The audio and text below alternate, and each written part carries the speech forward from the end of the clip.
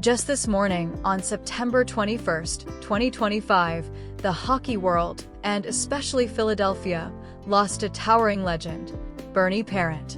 The unflappable goaltender whose butterfly style and steely gaze backstopped the Flyers to their only 2 Stanley Cups, passed away peacefully at the age of 80. The team announced it in a joint statement with the Ed Snyder Youth Hockey and Education Foundation, where Bernie had poured his heart into giving kids a shot at the game he loved. No cause was specified, just that quiet confirmation of his passing, surrounded by the family that meant everything to him. You can almost see it, that trademark grin fading into rest, maybe with a final nod to the fans who chanted his name like a prayer through the rafters of the Spectrum. It's a gut-wrenching reminder that even the goalies who seemed invincible eventually faced the final buzzer. Bernie wasn't just a player. He was Philly's guardian, the guy whose saves sparked bumper stickers proclaiming "Only the Lord saves more than Bernie Parent." Losing him feels like the end of an overtime that went too long, but in true Flyers fashion, let's not hang our heads, let's skate back through the highlights, the heartaches, the sheer joy he brought to the ice and off it. Because Bernie's story? It's a full-period thriller, full of grit, glory, and that quiet wisdom that turned a Quebec kid into a Hall of Famer. To lace up at the start, picture the crisp winter air of Rosemont, a working-class suburb just outside Montreal, where Bernard Marcel Parent entered the world on April 3, 1945, a post-war baby boom gift to a family of modest means, where dreams were as plentiful as snowdrifts, but opportunities came wrapped in hand-me-down skates. His dad, a factory worker with calloused hands and a love for the Habs, would bundle young Bernie off to frozen ponds, where he'd mimic the greats with a stick and a dream, his hero none other than Jacques Plante.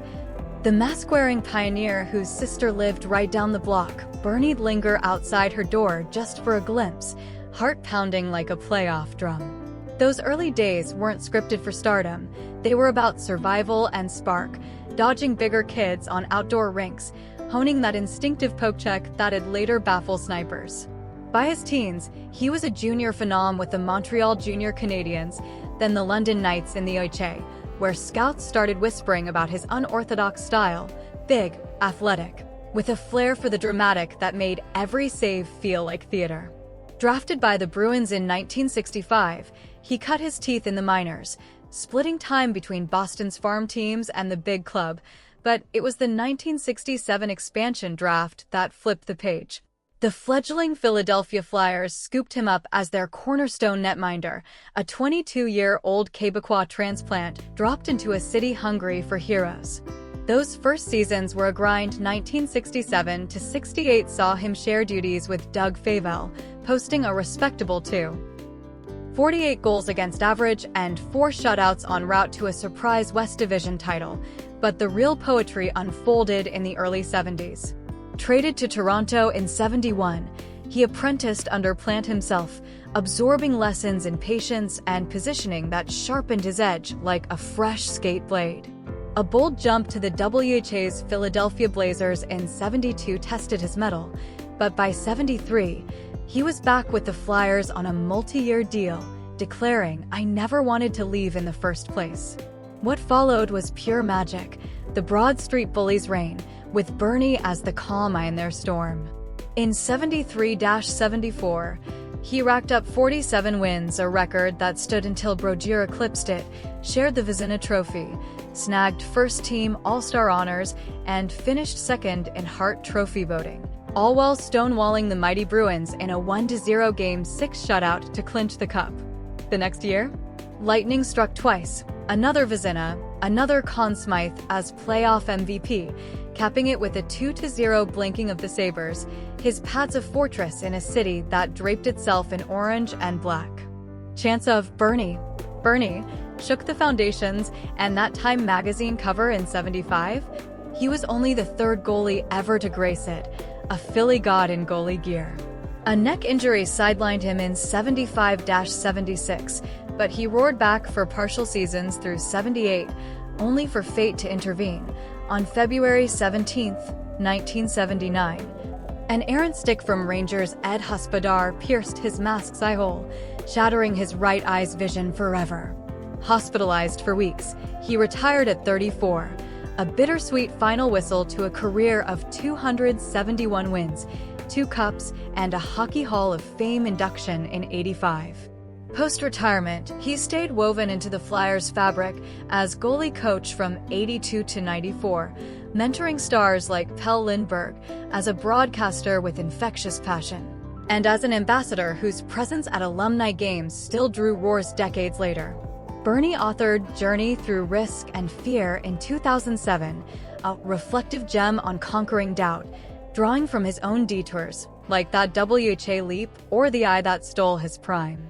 He wasn't just stats, he was philosophy on ice, the guy who'd say, "The universe is a mirror," echoing the self-help vibes of The Secret that guided his later years. From Rosemont Ponds to Spectrum Glory, Bernie's arc was a masterclass in resilience, turning every rebound into redemption. Yet for all the glory under the lights, it was family that padded Bernie's life like a well-worn glove, the unbreakable blue line holding steady through triumphs and trials.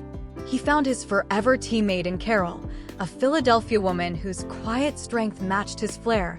They married in the early '70s, right as the Cups were brewing, building a home base amid the road trips and rinkside chaos. Carol was the one who grounded him, turning hotel loneliness into letters that felt like home, and together they raised 3 children. 2 sons and a daughter, a tight-knit crew who grew up in the shadow of Broad Street, learning life lessons between dad's practices and family skates at the local pond. The boys, channeling their father's fire, laced up young. One even pursued junior hockey, echoing Bernie's early hustle, while their sister brought the heart, the one who'd organize post-game barbecues where the air hummed with laughter and loonies about. That one save in '74. Bernie spoke of them with that soft pride, the kind that sneaks into interviews. "They're my real MVPs, teaching me more about focus than any playoff run." Grandkids came later, a joyful swarm who'd mob him at Flyers events, tugging for stories of battling or shutting out Buffalo, his one good eye twinkling as he'd scoop them up for impromptu puck-handling drills. Divorce whispers in the '80s tested the waters, but Bernie and Carol's bond held, evolving into a partnership of mutual respect. He'd credit her for navigating the eye injury's darkness. Those long rehab nights where she'd read to him or blast old game tapes to reignite his spark. No tabloid fireworks, just the steady rhythm of a family that weathered trades, titles, and tragedies, like the quiet ache of his vision loss that made every family photo a treasure. In his final days, it was Gini, his beloved wife in later years, who stood closest, her hand in his as the Flyers family extended condolences to the entire parent clan. Bernie's legacy? It wasn't etched in silver. It was in those bedtime tales to his kids about saving more than the Lord, passing down not just hockey, but the art of facing fear with a wink and a wave. That legacy colored his lifestyle too, a post-prime blend of purposeful solitude and passionate giving that felt as fluid as his old stand-up style, rooted in Philly's embrace, but with a Quebecois wanderlust that kept him forever chasing horizons. After hanging up the pads, Bernie nested in the Philadelphia suburbs, a comfortable home with walls lined in framed jerseys and family snapshots, a man cave stocked with cigars, his guilty pleasure, puffed thoughtfully on patios overlooking the Schuylkill, and books on mindfulness that mirrored his journey ethos. No sprawling estates or flashy rides. He was the guy tooling around in a sensible SUV, radio tuned to sports talk, or hopping a flight to Montreal for Habs alumni skates that stirred the soul. His net worth at passing hovered around $3 million, a tidy sum from career earnings adjusted for inflation, over $9 million in NHL pay alone, endorsement deals like those classic CCM ads, and savvy ventures like his Bernie Parent Pro Shop online, hawking autographed masks and stamp packages that turned memorabilia into mini museums. But money was a means, not the game. Funneled into quiet philanthropies, especially the Ed Snyder Youth Hockey and Education, where he'd lace up with inner-city kids, teaching not just crease control, but confidence, his raspy laugh echoing as they high-fived their first saves. Health became a mindful ritual after the eye, one side sharp as ever, the other a hazy reminder to cherish the view. So he'd rise early for yoga flows inspired by The Secret, that law of attraction philosophy his son gifted him, which he'd credit for pulling him from post-career blues into broadcasting bliss. Evenings? Family dinners of poutine nods or Philly cheesesteaks, debating Flyers prospects with the grandkids, or solo boat days at Wildwood Marinas, where he'd channel Hemingway and Doxeters, cigar in hand, pondering life's rebounds amid the waves. Travel was his tonic. Summer jaunts to Quebec for family reunions under the northern lights, or European getaways where he'd hunt quiet cafes to jot philosophies. Politically understated, he leaned into community over causes, but his book and speeches wove threads of overcoming adversity, drawing from the neck pinch that nearly sidelined him or the stick that ended his play. Weekends might mean a cigar lounge chat with old line mates like Leach or DuPont, swapping war stories till the wee hours, or mentoring young goalies at Flyers camps. His advice simple: see the puck, feel the flow. It was a life of elegant ease, wealth and wisdom, not wallets, where the roar of crowds gave way to the whisper of waves, proving happiness isn't in the highlight reel, but in the quiet saves that matter most. But the off-ice tales, the ones that stick like tape on a shaft, revealing the philosopher behind the pads, the guy whose grin could defuse a scrum. Remember that '74 Cup clincher against Boston? Post-shutout, Bernie quipped to reporters, if his shot is on net, it's a goal, about Esposito's final desperation fling, only for the clock to tick out seconds later. Sealing immortality with a shrug and a smile that had Philly pasting his face on everything from murals to mugs. Or his WHA defection in '72, the first NHLer to bolt for bigger bucks with the Blazers, risky as hell, but it honed his edge, leading to that triumphant '73 return where he inked with the Flyers mid-season, declaring it, like coming home to the girl who got away. The injury? He spun tragedy into triumph, coaching Lindbergh to a Vezina in '85, whispering pre-game mantras that echoed his own, the universe bends to belief.